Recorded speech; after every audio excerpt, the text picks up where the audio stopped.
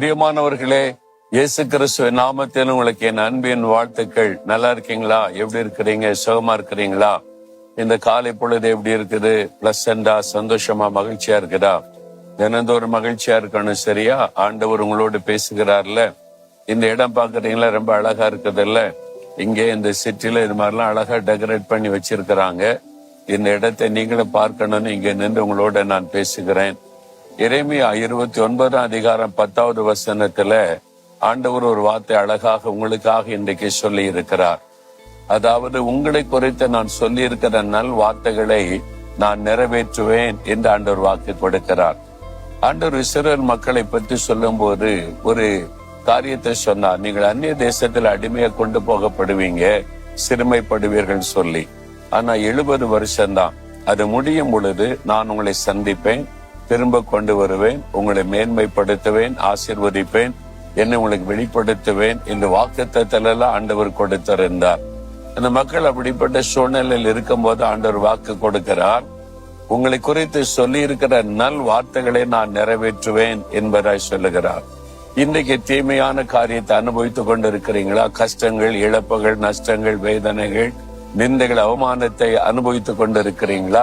இது நிரந்தரம் அல்ல. உங்களை குறித்த நல்ல தீர்க்க தரிசன வார்த்தைகள், வாக்குத்தத்தங்களை ஆண்டவர் தந்திருக்கிறார்ல, அது நிறைவேறும்.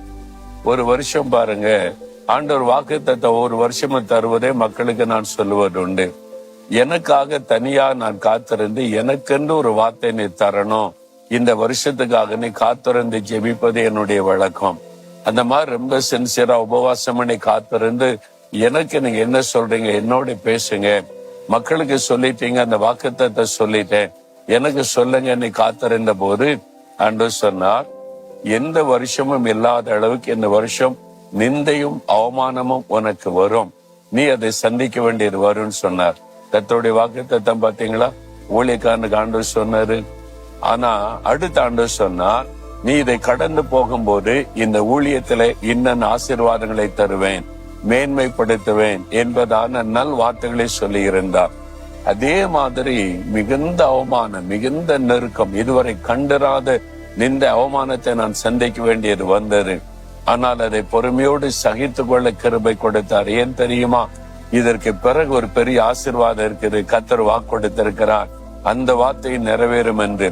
அதே மாதிரி ஊழியத்தை கர்த்தர் மேன்மைப்படுத்தி ஆசீர்வதித்து உயர்த்தினதை பார்க்க முடிந்தது. உங்க வாழ்க்கையிலையும் பாடுகள் உண்டுன்னு ஆண்டவர் சொன்னார்ல, இந்த பாடுகள் கொஞ்ச காலம். ஆண்டவர் நல் வார்த்தைகளை வைத்திருக்கிறார். உயர்வு, ஜெயம், ஆசீர்வாதம், செழிப்பு, அதை இனி நீங்க பார்க்க போறீங்க. அந்த நல் வார்த்தை நிறைவேறும்.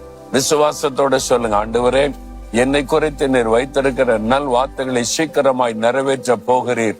இந்த காரியத்தை நான் கடந்து சீக்கிரமா அந்த ஆசீர்வாதத்தை பெற்றுக்கொள்ள போகிறேன். இயேசுவின் நாமத்தில் ஆமேன், ஆமேன்.